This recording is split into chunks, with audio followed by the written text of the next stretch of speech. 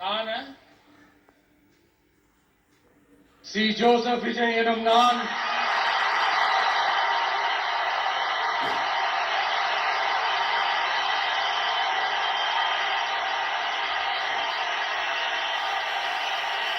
சட்டப்படி அமைக்கப்பெற்ற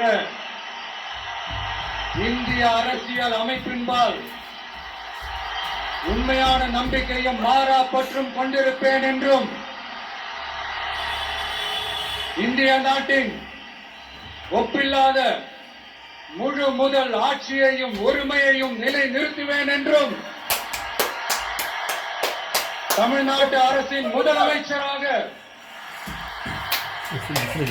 உண்மையாகவும் உளச்சான்றின்படியும் என் கடமைகளை நிறைவேற்றுவேன் என்றும் அரசியல் அமைப்பிற்கும் சட்டத்திற்கும் இணங்க அச்சமும் ஒருதலை சார்பும் இன்றி விருப்பு வெறுப்பை விலக்கி பலதரப்பட்ட மக்கள் அனைவருக்கும் நேர்மையானதை செய்வேன் என்றும் ஆண்டவன் மீது ஆணையிட்டு